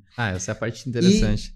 E, voltando no que tu me perguntou, o Caminho de Santiago, para mim, teve uma experiência fantástica. Eu já comentei isso pro Diogo, que foi quando eu estava chegando, depois de 30 dias caminhando, eu estava chegando em Santiago de Compostela, eu senti uma força me empurrar assim, com o vento, incrível. Porque eu estava cansado já de tantos dias, de tantas coisas, né? E eu sentia que parece que tinha alguém que me empurrava assim nas costas, de vez em quando vinha assim, me fazia assim. E eu me arrepio assim, porque eu acho que foi algo divino, assim. Santiago de Compostela se refere a Tiago, apóstolo, onde estão os restos mortais lá, enfim, né? Então, o Caminho de Santiago é uma história de 1.200 anos. Então, assim, eu senti aquele vento soprar nas minhas costas, assim, como se dissesse, vamos, falta pouco. Falta pouco, e eu cheguei, né, no prazo certinho, porque eu queria fazer em 30 dias cravados, né? O pessoal leva, às vezes, 33, 32. Entendi. E eu cumpri com isso. Então, foi uma sensação maravilhosa, de que Deus, de alguma forma, se manifestou, né? E me soprava aquele vento fortezinho assim nas minhas costas e parece que me empurrava, assim. Eu sentia aquilo assim, chega, vai chegando, tá chegando. Tá quase. Medo, nunca senti medo no Caminho de Santiago. Parece que realmente tu tá com tu tá numa outra esfera, tu tá as pessoas te encontram, te esperam com coisas que tu nem imagina, com suco, com as pessoas daquelas cidades, deixam mesa, tu tá chegando, tem mesas preparadas com frutas, com água, com sucos, com tudo. Interessante. Sabe? Bem, uma coisa que eu acho que também leva em consideração é que, por mais que tu sinta medo, vamos supor que acontecesse ou possa vir a acontecer alguma coisa, tu tá fazendo uma coisa que tu ama. Sim. Então isso também diminui, né? Cara, se acontecer qualquer coisa, eu estou aqui fazendo uma coisa que eu amo. Isso. E eu acho que em todas essas aventuras que eu já fui, eu sempre tive isso comigo. Eu estou aqui fazendo o que eu gosto. Essa é a parte mais interessante. Tu se propôs a fazer. Aí tu tem a Utreia, que é esse anel que é de Caminho de Santiago. Ela tem um significado especial. Isso aqui tem vários símbolos dele. E o que quer dizer isso aqui? Siga mais adiante, com entusiasmo. Legal. Boa. E eu acho que a nossa vida é isso, é seguir em frente sempre com entusiasmo. Sim. Daí tu acaba com medo, sabe? E esses limites todos que a gente, psicologicamente, a gente carrega isso, né? De lá, desde o início da nossa existência. Exatamente. Não, concordo plenamente. E eu também uso o meu anel Atlântico, que é um anel de proteção. Eu gosto dessas coisas porque eu acho que tudo isso nós somos energia. Claro, perfeito. E nós temos que estar em sincronia com tudo, né?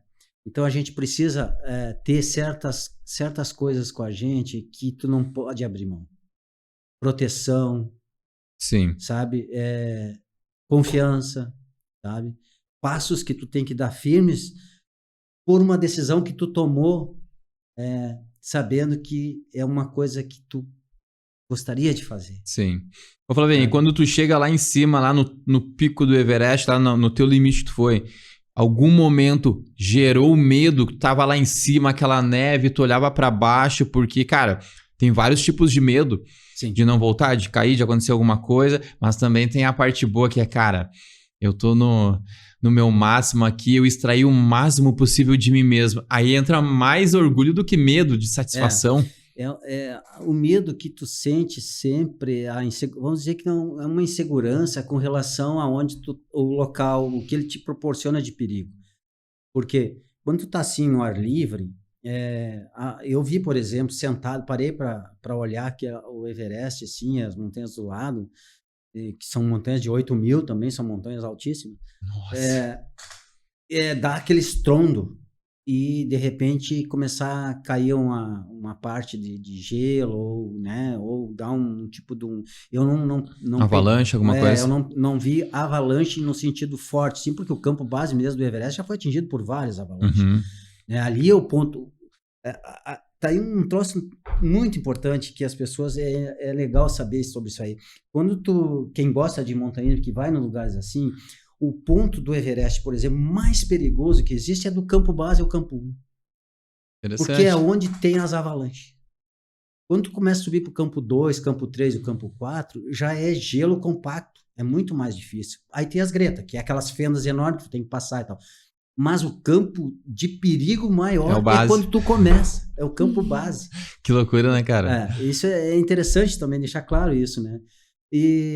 E assim, ó, o espetáculo que é ver descer um pouco e dar aquele estrondo da montanha, assim, é algo incrível. Te dá um medinho, te dá um medo que se vem uma avalanche, né? Ninguém tá preparado para uma avalanche, tu não sabe a dimensão que tem, né? Tem até um filme interessante que foi varrido quando deu aquele terremoto lá. Sabe que no Nepal teve um terremoto muito forte em 2015. Sim, eu lembro. Eu fui na cidade onde foi destruída por terremoto, né? Teve cidades que desceu montanha lá e cobriu, né, gente? E é absurdo, assim, a sensação que te dá de assim, meu Deus, se tu tá aqui e vem dar um abalo desses, né?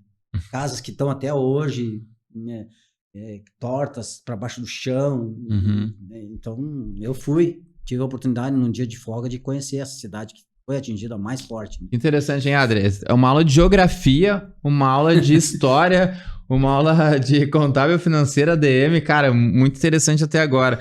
Ô, Flavinho, mas tem muito assunto, mas eu preciso entrar nesse agora. Cara, aí tu tava tranquilo, tu falou, vou virar trader. Então, uma coisa mais tranquila, assim, que não mexe muito com a parte psicológica. Bastante. Então, assim, ó, como o meu legado toda a minha história é em cima do setor financeiro, né? Quando eu voltei, eu dei esse tempo para mim no sentido de deixar da viagem do Nepal para cá, eu pensei, bom, agora, como eu não vou viajar, e a Emanuele estava grávida do Felipe, bem nesse período, vou achar alguma coisa pra me ocupar. Que eu voltei, eu disse, eu preciso... Tava com tempo, né? Agora eu preciso, né, criar algo, né, que eu goste, que eu possa fazer, que eu tenha a liberdade de horário, porque ser trader no mercado financeiro, tem uma coisa que eu saí do banco por causa disso. Liberdade financeira. Por quê? Liberdade de atuar. Eu posso ir viajar, eu posso estar em qualquer lugar, numa praia, num país qualquer, e posso fazer o meu trabalho tranquilamente. Só ter um notebook ali e fazer o teu trabalho. Então, foi uma coisa que eu já tinha um insight disso aí quando eu entrei. Eu cheguei a fazer um curso, que antes me cadastrei na Bolsa e fiquei cadastrado pelo Itaú. Só como eu tinha a profissão de bancário, eu não poderia trabalhar na Bolsa, porque pós-horário eu poderia, mas na verdade o banco te limitava a isso. Entendi. Porque tu é funcionário de banco para te não operar. Então eu deixei eu já tinha cadastro na bolsa, e então eu digo, então agora eu vou retomar isso. Então eu comecei a fazer cursos, e até hoje faço, me atualizando. É um mercado difícil, o nosso mercado é muito pequeno, é complicado. Mas eu também tô já há um ano e pouco trabalhando no mercado americano, aos pouquinhos, né? Então, eu opero também no mercado americano, que é infinitamente maior e melhor de operar, né? E também hoje atuo aqui na B3, né? No horário das 9 a 1, que geralmente é o horário que eu fico trabalhando ali. Eu me encerro no escritório, tenho um escritório em casa e fico trabalhando. Adoro ler gráficos ali. Ô, Flavinho, e existe, eu não entendo muito, mas eu já olhei vídeos, já li um pouco também, aí existe vários contra e vários pró. Uns dizem, cara, dá pra ganhar muito dinheiro, não é difícil, é fácil. E outros, galera, opa, tu vai perder muito no começo, depois tu vai ganhar, tu tem que entender, tu tem que ter o psicológico bom, porque, cara, vamos lá, perdeu 10 mil, perdeu 20 mil, o que acontece? E aí, como é que é, cara, essa parte? Então, o mercado financeiro, ele nunca foi fácil, né? O mercado, ele é soberano, então tu não sabe como o mercado se comporta, tu não tem como adivinhar, e não é um jogo, né? Tudo é um aprendizado, eu tô aprendendo até hoje, eu tô há 3 anos e meio para 4 já, e tu precisa realmente entender que é um processo de formação universitária. Por que isso? Quantos anos tu leva para te formar numa profissão? Tu? 5 anos, no mínimo. 5, 6 anos. O mercado financeiro é a mesma coisa. Tu precisa entender que tu tem que estar sempre atualizado, tem que estar acompanhando tudo que acontece. O mercado é dinâmico, ele está sempre em cima das notícias, das informações, que hoje é segundos, ele se transforma, muda. Muito. Oscila muito, é muito volátil, né? E tu precisa ter tempo de tela para entender como funcionam os gráficos, né? Como ter um operacional e uma gestão de risco. São 3 pilares que existem aí, né? Que é o teu conhecimento, análise técnica, gestão de risco e essa questão de tu entender o tempo de tela e tu entender o comportamento dos grandes players. Uhum. Por quê? Todo mundo fala isso aí. Existem as sardinhas, e os tubarões. E os tubarões. Ô, Flavinho, e pra galera entender o que um trader faz, né? Até pra galera entender, né? A gente pulou um pouco, mas o que é o trabalho ali? Tá, o trader, ele tem que ter um conhecimento, né? Assim, de mercado financeiro, de bolsa, né? De como funciona. Estudar fundamentos, análises técnicas e fundamentais sobre como é a atuação, enfim, como o mercado ele oscila, tem essa volatilidade. Ele tem que ter um capital para começar, ele tem que abrir uma conta numa corretora, se cadastrar na B3, na Bolsa de Valores, ou se é lá fora, no meu caso, eu uso uma corretora internacional, onde eu tenho meus recursos lá, e aí eu opero via essa corretora a Bolsa Americana, em Nova York, ou qualquer outra bolsa, assim como tem também em Hong Kong, por exemplo. Eu opero com a mesma corretora que tem, e através dela é que tu tem uma plataforma que tu acessa as bolsas de valores e tu opera os gráficos ali. Entendi. Comprando e vendendo. Ações ou pares de moeda, por exemplo, dólar real, dólar euro. Entra cripto também? Quando é paridade de moeda, se chama Forex. Forex é o que tu opera, é o cara que opera só o mercado de moedas. É uma contra a outra. Digamos, tu compra o dólar mais barato para vender mais caro ou vice-versa. E na B3 tu opera índices, dólar e também ações. Entendi. E entra criptomoeda também, tudo isso? Criptomoedas também. Existe plataformas específicas só para te trabalhar com criptomoedas, tá? Não é esses gráficos da Bolsa de Valores, que são gráficos que só para esse tipo de ativos. A criptomoeda já tu teria que ter uma outra plataforma para te operar. A primeira coisa que vem na cabeça é aquele filme Lobo de Wall Street, sabe? Isso. Aquela loucura lá com o Leonardo DiCaprio, louco lá, vendendo. Mas não tem nada a ver, Flavio. Olha, eu acho que aquele filme é uma grande oportunidade das pessoas entenderem como funciona esse mercado. Aquela tensão, aquele negócio também. Tu imagina que hoje tudo é gráficos e tudo né? Tu tá ali na tela. Tu imagina como era tu comprar e vender naquela loucura que era a Bolsa de Valores há uns anos para trás. 20 anos atrás, 30. Que ficavam lá, aquele e um telefone, né? Mostra muito eles no telefone. Eu sou o cara que sou investidor, tô aqui nessa mesa com o cara no telefone, o cara tá lá na frente das operações e no telefone contigo, diz, não, compra mais 10, compra mais 100, não, agora vende. Que loucura, cara. Imagina, cara. Ô, Flavinho, mas olha só. Cara, tu já ganhou, já perdeu? Como Sim, é que é esse só, negócio aí, olha cara? Olha só, hoje eu tive um bom dia, graças a Deus. Coisa boa, hein? Viu? Olha só, esse é um insight aí. Mas assim, Diogo, nesses 3 anos e meio, eu investi já um bom capital. Uhum. O primeiro é um ganha-perde no início. Um ganha-perde, ganha-perde, ganha-perde. É gestão emocional mesmo. O que é fundamental nisso é uma gestão de risco do teu capital. Porque quando tu entra numa operação, tu tem 2 caminhos. Estabelece o teu quanto tu pode perder e deixa o quanto tu pode ganhar, não tem limite. Entendeu? Então, assim, tu vai acompanhando a operação. Se ela tá andando a teu favor, tu vai só acompanhando ela, deixa ela aí. Não. O que acontece no mercado? Estoura uma notícia ou dá qualquer informação, o governo fala uma bobagem ou diz alguma notícia importante, a bolsa já oscila.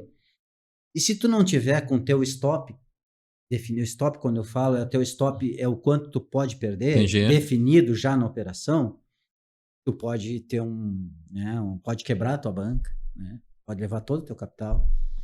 Então é importante entender que no momento que tu decide entrar numa operação, tu tem que saber muito bem em primeiro lugar, quanto tu pode perder, para depois pensar no quanto tu vai ganhar.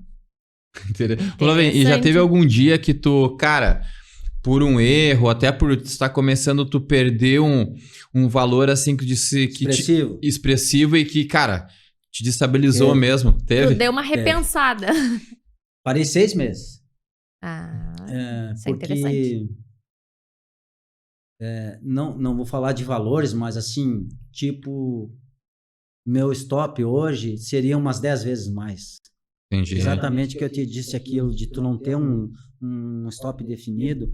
E tipo, hoje, um exemplo, hoje meu stop é 1.000, eu perdi 11 mil. Entendi. É bem significativo. É muito significativo. Então, assim, ó, isso eu tô falando em 11 mil. Mas tu trabalhar com 30 mil, com 50 mil, com 70 mil, com 100 mil, como eu já fiz, ou tu operar com um contrato e operar com 50, com 100, o resultado é absurdo. É uma diferença incrível. E vai aumentando a frequência cardíaca conforme aumenta a cifra? Eu aprendi, depois de ler muito, ler livros e entrar nesse mundo, mergulhar, hoje eu tenho um autocontrole bem, mas os primeiros 2 anos foi terrível. Suava as mãos, sua dor, se levantava da cadeira, batia na mesa, meu Deus, o que eu fiz? Por que eu entrei assim? Olha, isso tudo é aprendizado. Hoje não, hoje eu já entro com tranquilidade. A outra coisa é tu saber que a operação está andando a teu favor e tu já está vendo ali um resultado legal pro dia e tu mata a operação. Tu é mão de alface, como diz. Mão de alface. Mão de alface. Tu pega e encerra a operação. E ela aí depois que tu encerra, tu vê que ela podia te dar 2 vezes mais, 3 vezes mais. Então isso tudo é controle emocional e psicológico muito forte. E isso tu precisa entender que tu tá num negócio de alto risco. Entendi. De repente, então tu tem que ter muita frieza, muita tranquilidade e saber que isso é fundamental. Para quem quiser entrar nesse mercado, eu deixo um recadinho. Tenha a sua gestão de risco muito bem definida. Porque no momento que tu sabe o quanto pode perder, isso passa para o teu psicológico, te dá uma tranquilidade incrível na operação e parece que tudo flui. Boa. Mas no momento que tu entra com insegurança e que tu tem medo de perder, aí é que o mercado vem geralmente te estopar, que eu te digo, vem buscar o teu stop loss ali. Que loucura, hein, Adri? Bastante coisa. Eu tinha colocado aqui que como tu gerencia, né, todo o risco, enfim, tanto dentro da operação, a tua emoção, mas é muito bem do que tu acabou de trazer pra gente agora dentro, muito mais em ter um limitador ali daqui pra baixo, eu não quero mais, e conseguir finalizar, baixar a tela do computador e ir pro teu almoço e pros teus demais compromissos do dia, sabendo que tu fez o melhor ali com o que tu podia naquele dia. Exato, porque assim, ó, com o tempo, tu começa a enxergar o mercado sobre vários ângulos, né? Então, assim, certos horários, Porque o mercado nada mais é que tu ganha dinheiro quando tu embarca na mesma canoa ou no mesmo barco com os grandes players. Esse é o segredo. 90%, e entre eles eu também, perde dinheiro na bolsa. Por quê? Porque não tem como tu adivinhar quando e o momento em que os grandes players, aí os grandes players eu cito os grandes bancos, as grandes corretoras, grandes empresas, o mercado americano, por exemplo, uma Apple, uma Amazon, um Google, uma Microsoft, tudo isso tem peso muito forte na bolsa. Entendi. Então é muito difícil de manipular. Já no Brasil é diferente. São em torno de 500 empresas, mas grande mesmo são os bancos. Então, o que acontece? Quando eles montam uma posição de entrar, para eles ganhar, lógico, eles conseguem mexer no mercado. Entendi. Agora. Tem uma estratégia. E aí, a hora que as sardinhas, o Flávio da vida, a maior parte dos investidores que estão ali trabalhando, é a hora que eles têm que entrar nesse barco para ganhar dinheiro. Entendi. E tem que estar atento. Porque o mercado, eles levam até um certo ponto e eles veem que tu entrou na operação, eles enxergam lá os lotes, a gente também enxerga os lotes que eles colocam. Enquanto o Flávio está trabalhando com 10 contratos, com 15 contratos, com 20 contratos, eles estão entrando com milhares de... Nossa, que loucura, cara. Entendeu? Então é muito diferente. Então, eu já tenho uns horários que tipo a bolsa, a bolsa abre às 9, mas o mercado de ações abre às 10. Entendi. E daí, às vezes, o mercado de ações é que vai movimentar a bolsa. E tu tem que esperar aquela hora para poder analisar a operação. Agora, eu acho que é o momento. Então essa hora teu WhatsApp tá bloqueado. Eu olho, assim, mas eu não respondo, não retorno nada, né? Porque foco total. Foco total, tu tem que estar atento, né? Entendi. E vou te dizer, 3 anos e meio eu não me formei ainda. O que é o grande resultado do trader de sucesso, do trader profissional? Eu já posso dizer que eu tenho um conhecimento muito próximo do profissional, mas a consistência. A consistência é muito almejada pelo trader. Por quê? É tu ser consistente, não é na semana, num dia. É tu ser vários meses consistente. Legal. Então, assim, eu já fechei um mês positivo, outro negativo. Então, ainda eu não me considero, né, ainda totalmente preparado para dizer assim, eu posso te afirmar que eu estou ganhando todo mês X%, sabe? Eu acho que ainda falta. Por quê? Porque o mercado é isso que eu te digo. Ele, a cada dia, ele te mostra uma face diferente. E esse é o jogo. Muito bom, Adri. Muito assunto hoje. Poderíamos ficar aqui conversando diversos assuntos.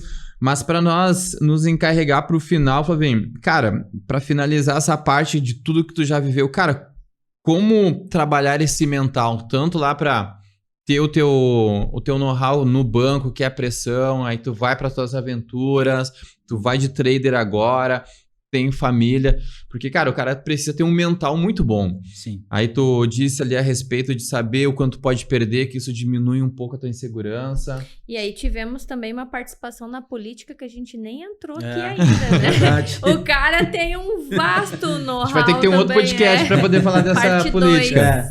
Não, eu acho que nós, em nossa vida, em nossas experiências, né, tudo que a gente passou, a gente é o que a gente pensa, né? Na verdade, a gente é o que nós pensamos, né? Nós somos seres situacionais. Eu acho que situacionais, quando eu falo, é que nós somos pessoas capazes de se adaptar a tudo. E assim, eu acho que a experiência, ela vem realmente com sofrimento, com dor, né? E a gente tem que sempre entender que a gente precisa se preparar para tudo na vida. Nada que acontece assim, por acaso. As coisas mudam quando tu vibra, quando tu põe energia, quando tu põe nesse processo e tu expande isso, sabe? Tu consegue sair dessa, vamos dizer, essa matrix, consegue entender o processo de vibrar, e aí nesse momento é que tu realmente transcende, consegue chegar nos objetivos, sabe? Então, assim, eu acho que jamais deixar de fazer uma atividade física na vida.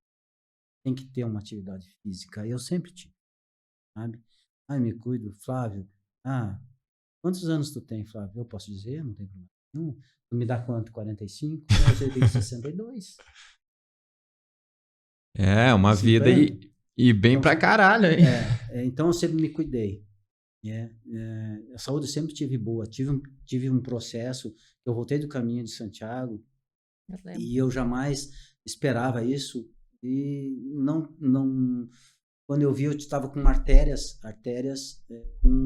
entupidas. E eu tive que fazer um processo de cateterismo. E eu que fui a vida inteira praticante de exercício físico. Para mim, isso também mexeu muito comigo.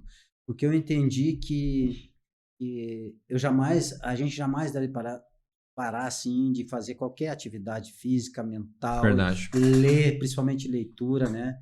Intensificou tudo aquilo que tu já fazia, que tu tinha que se manter muito mais, né? Fazendo. Exato.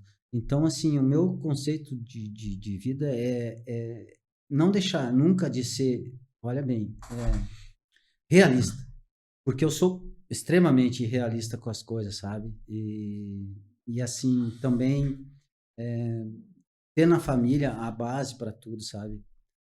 Minha mãe tá lá com 88 anos e a gente tá sempre muito ligado sempre, né? Ela tem hoje Alzheimer e eu não deixo de ir lá e ela até hoje nunca esqueceu, já há uns anos, nunca esquece do meu nome, tá sempre perguntando. Eu ligo para ela toda semana e falo com ela.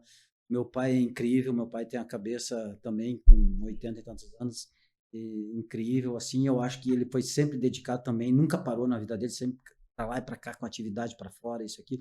Eu acho que são conceitos de vida diferentes que a gente tem na cidade, mas assim, o corpo tem que estar e a mente em movimento. Verdade. Se não existir isso, você para no tempo. Imagina se eu tivesse parado, sair do banco por uma opção e tivesse sentado na frente do sofá olhando televisão, eu já não estaria aqui. O desafio move. Muito bom.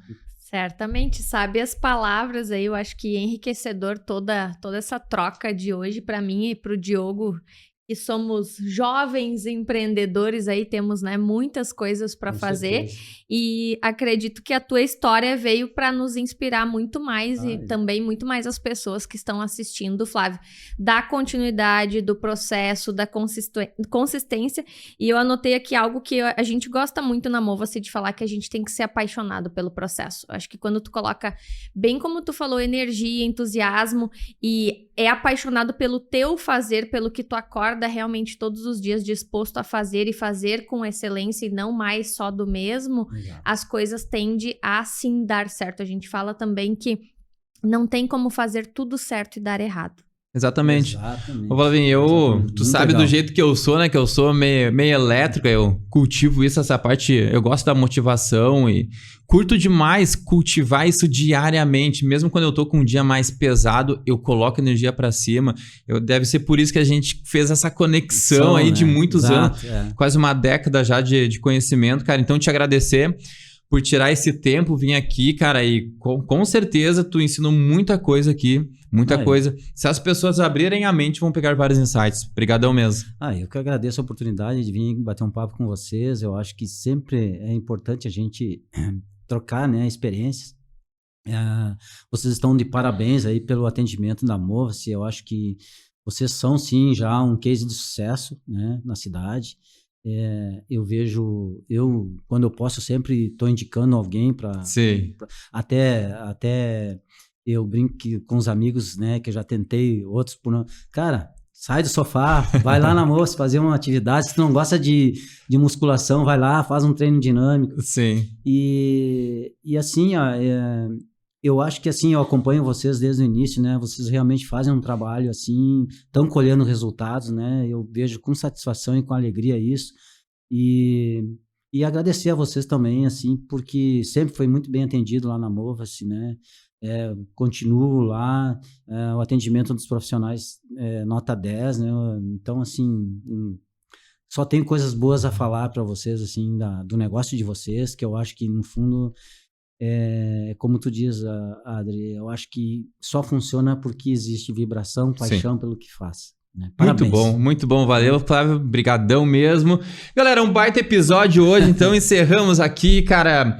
E não te esquece de curtir, de compartilhar, de te inscrever nesse canal aqui, cara, foi muito bom. Gratidão, galera, e não esqueça sempre, aos campeões o desconforto. E consistência em tudo que tu fores fazer e seja apaixonado pelo que tu faz todos os dias, que sem dúvida nenhuma o sucesso ele vai vir ao teu encontro. Até o próximo episódio.